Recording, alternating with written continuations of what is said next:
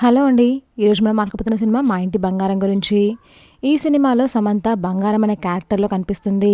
పెళ్లి తర్వాత అత్తారింట్లో అందరితో కలిసిపోవడానికి ప్రయత్నించే సాధారణ మహిళలా కనిపించినా ఆమె గతంలో ఒక ధైర్యవంతమైన పోరాట యోధురాలు. కొంతమంది ఆమె గతాన్ని బయటకు తీయడానికి ప్రయత్నించడంతో కథలో అసలు ట్విస్టులు మొదలవుతాయి. కుటుంబాన్ని కాపాడుకోవడం, తన గతాన్ని ఎదుర్కోవడం మరియు విలన్తో పోరాటం చేయడం చుట్టూ కథ తిరుగుతూ ఉంటుంది. ఫస్ట్ హాఫ్ ఎంటర్టైనింగ్ గా సాగగా సెకండ్ హాఫ్ లో వచ్చే ట్విస్టులు సినిమాకి మెయిన్ పాయింట్. ఈ సినిమాలో ప్లస్ పాయింట్స్ ఏంటి అంటే Samantha performance, strong female lead character, second half twist, family emotions, Santosh Narayan BGM. మరి ఈ సినిమాలో మైనస్ పాయింట్స్ ఏంటి అంటే ఫస్ట్ హాఫ్ కొంచెం రొటీన్గా అనిపిస్తుంది, కొన్ని సీన్స్ ప్రెడిక్టబుల్, రన్ టైం కాస్త ఎక్కువ. ఈ సినిమా మొత్తం సమంత వన్ ఉమెన్ షో అని చెప్పొచ్చు. Family scenes, emotional scenes, action episodes అన్నిటిలోనూ అద్భుతంగా నటించారు. ఆమె క్యారెక్టర్ సినిమాకి హైలైట్ అని చెప్పొచ్చు. మొత్తానికి మా ఇంటి బంగారం ఒక మంచి ఫ్యామిలీ యాక్షన్ డ్రామా.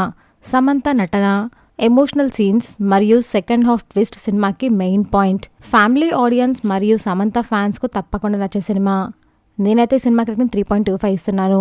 మరి ఈ సినిమా చూసిన వాళ్ళు మీకు ఎలా అనిపించిందో కమెంట్ చేయండి.